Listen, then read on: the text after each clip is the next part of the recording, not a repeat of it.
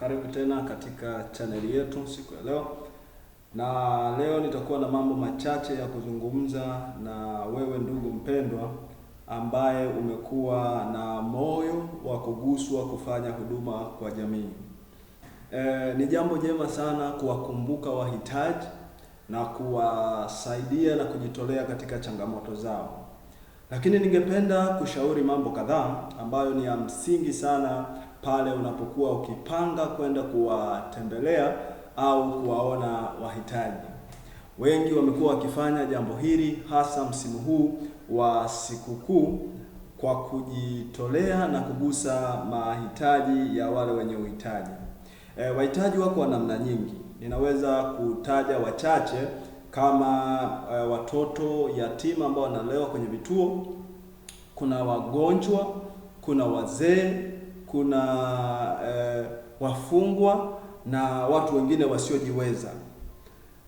Hawa wahitaji unapoenda kuwatembelea, hasa katika wale walio katika mifumo ya kukaa pamoja, mfano kwenye kituo cha wanapolelewa, ni jambo zuri ukizingatia mambo haya kadhaa nitakayokuwa nitakutajia. Jambo la kwanza, hakikisha unawasiliana na wahusika ukijua mahitaji yao ni nini. Watu wengi tumekuwa tukijitoa, lakini tunatoa zaidi kile tunachotaka sisi kutoa kuliko kufikiri namna ya kuwasaidia wale tunaowapelekea. Unakuta wengi wanapoenda katika vituo vya watoto yatima, unakuta mtazamo wao ni kupeleka vyakula, kupeleka vinywaji na vitu ambavyo vingine tunasema ni disposable, vitu vinavyoharibika. Lakini leo nilikuwa nikitafakari ya kwamba unapoanza ukawasiliana na wahitaji kwenye kituo cha hao wahitaji, ni jambo zuri sana kujua uhitaji wao ni nini, kwa sababu kama utatatua uhitaji walionao itakuwa ni jambo zuri sana, kwa sababu kwenye vituo vya watoto yatima au vituo vya wahitaji si wakati wote wanahitaji chakula, kwa sababu wadau wengi ambao wanawaendea huwa wanajitoa kwa kugusa chakula. Basi mimi na wewe tuwe tunafikiri kwa namna tofauti kugusa maisha yao kwa namna chanya na kwenda kwa viwango vingine zaidi. Mfano, unapowasiliana na watu hawa wahitaji, wamekuwa na uhitaji wa namna nyingi katika charity kadhaa au matendo ya huruma ambao tumekuwa tukifanya sisi na wenzetu ambao ni Gospel Stewards Family au mawakili wa Injili. Tunaamini kwanza katika kuwa unapomhurumia maskini unamkopesha Bwana, na tunafanya hivyo kwa namna ya kugusa maisha ya wengine kama shukurani ya sisi kuwepo duniani. Kwa kufanya hivyo na kwa kutambua hivyo, tuliona ni vema huwa tunawasiliana na mahali ambapo tunakwenda kufanya charity. Wakati mwingine tunafanya hata charity 3 hata 4 katika mikoa tofauti tofauti, kwa watu ambao wako huko wanatuwakilisha wanafanya. Lakini kwanza lazima tuwasiliane na wahusika kujua mahitaji yao, kwa sababu kwenye vituo vya watoto yatima au vya wahitaji, wakati mwingine wanahitaji fedha taslim, wanahitaji cash. Wakati mwingine huwa wanahitaji msaada wa vitu fulani ambavyo ukiwasiliana nao utaweza kukidhi mahitaji yao. Wakati mwingine wanahitaji magodoro, wakati mwingine wanahitaji vifaa vya ujenzi, wakati mwingine wanahitaji kukamilisha miradi mbalimbali ambayo wanaifanya. Kwa ni jambo jema sana kuhakikisha unawasiliana nao ukajua mahitaji yao ni kitu gani.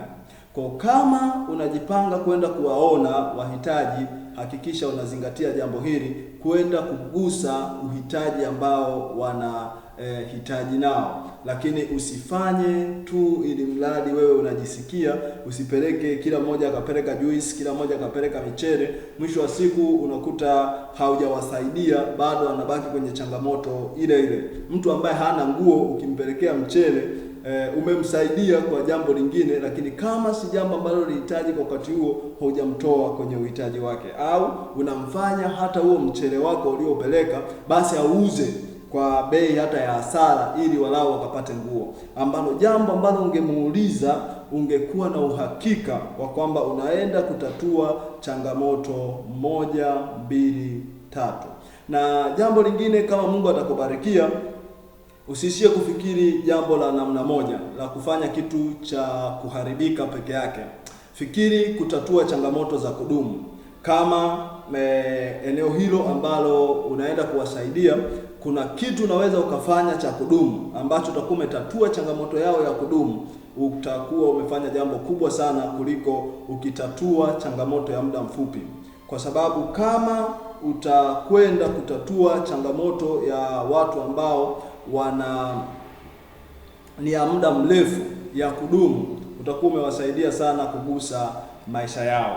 Mfano, kuna maeneo wana uhitaji wa maji na nyie au wewe na watu wengine ambao mnaweza mkajiweka pamoja mkaenda kuifanya jambo kwa ajili ya jamii, mna uwezo wa kuchimba kisima, basi chimba hata kisima, wasaidieni kwenye jambo hilo. Au kama wana mradi labda wanajenga shule, jitoe matofali, jitoe simenti, jitoe nondo, gusa kwa sehemu kile ambacho unaweza ukafanya kwa ajili ya kuwasukuma kwenye miradi na mambo ya kudumu wanayohitaji kuyatatua. Usishie kutatua shida ya siku moja ya chakula ambayo kesho wakisha kula wakashiba basi inakuwa imekwisha.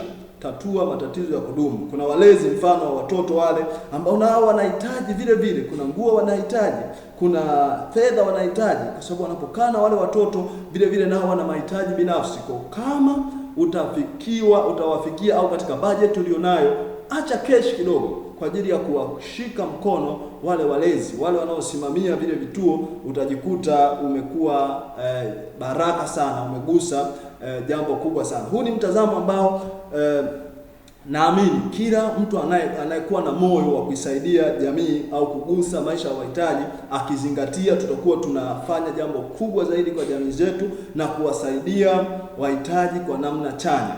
Kama tutakuwa tukizingatia hii namna ya kuwasaidia ndugu zetu walio katika changamoto kwa vile ambavyo wanahitaji wao, tutakuwa tumewarahisishia pia maisha yao. Ninatamani sana tuzingatie wote kufanya hivi, tusifanye tu kwa yale ambayo tunayataka. Lakini zaidi sana, kama ulikuwa hujawahi kujitoa kwa ajili ya wahitaji, anza kufikiria, kwa sababu wakati mwingine si lazima upeleke fedha au vitu. Wakati mwingine wahitaji wanahitaji ujuzi wako. Kama wewe ni mwalimu, nenda wafundishe wale watoto. Kama wewe ni jitoe, nenda fua hata nguo, wasaidie kupika, fanya kitu. Unapofanya vile, ule muda unaojitoa kwa ajili ya nguvu zako, unaweza kutoa fedha zako, unaweza kujitoa mwenyewe ukawapa neno la faraja wale wahitaji, au ukapeleka dua na maombi pale, ukashauriana nao. Kwa kile unachofanya nakiona ni kidogo, lakini anayemhurumia maskini huwa anamkopesha Bwana. Huwa anamkopesha Bwana. Hata watu wasioamini vile vile wanafanya matendo haya kwa ajili ya kugusa. Watu wengine wanasema wanaamini katika namna zao zingine, lakini matendo mema yanalipa. Matendo mema ni mbegu. Unapofanya unapanda na hakika utavuna. Kwa hivyo mpendwa, usiache kupanda mbegu njema kwa jamii yako. Unapoona wahitaji, basi wafikie kwa namna ambayo wanaweza saidika, si kwa siku moja, bali kwa namna ambayo itadumu. Changia, peleka kidogo kidogo ulicho nacho, gusa mahitaji yao hata kidogo. Si lazima wewe kuwa ndio utayemaliza matatizo yao yote, lakini kwa kujitoa na kugusa na kutambua kwa kuna watu wanawathamini katika hali yao ya mapungufu na mahitaji, basi wanajikuta wanatiwa moyo, kwa sababu dunia hii tupo kwa ajili ya kutengeneza umoja. Kama tunaishi kwa kutegemeana, tukawategemeza wengine, ndipo na sisi tunaendelea kuwa imara. Huwezi ukawa imara kwa kujitazama wewe mwenyewe. Uimara upo katika kuwainua wengine walio katika hali ya udhaifu na wakasonga mbele. Hata ukiweza ukamlipia ada mtoto mmoja ambaye ni yatima, unakuwa umegusa maisha yake kwa namna chanya. Au unaweza ukasaidia mmoja akapata ujuzi, mwisho wa siku unamkwamua kutoka kwenye ile hali aliyokuwa nayo kumpeleka kwenye hali chanya. Basi ninakutakia baraka za Bwana na tafakari njema. Ninakushukuru kwa sababu umefuatilia video hii. Pale utakapokuwa ukijiandaa kwenda kuwaona wahitaji, basi usisahau haya niliyokuwa nimekushirikisha hapa, ili tuweze kuwagusa wahitaji kwa namna chanya. Ninakutakia kila laheri na ninakuaga kutoka hapa kwenye studio zetu. Mimi ni ndugu yako Japhet Katana. Unaweza ukatufuatilia zaidi, lakini kama utahitaji kushiriki charity mbalimbali ambazo tumekuwa tunazifanya kila mwanzo wa mwaka tarehe 1, basi unaweza vile vile ukahusika na sisi, ukatoa mchango wako au ukajua mahali tutakapokwenda, ili na wewe ukaungana na sisi. Utajifunza na zaidi sana utazidi kuona namna ambavyo kugusa maisha ya watu wengine ni namna chanya. Unaweza ukawasiliana na mimi, namba zangu ziko hapo kwenye comment, au 0745746691. Unaweza ukanicheck WhatsApp, alafu tukaendelea kuwasiliana na kujua kile tunaweza tukafanya. Bye bye. Thank you so much.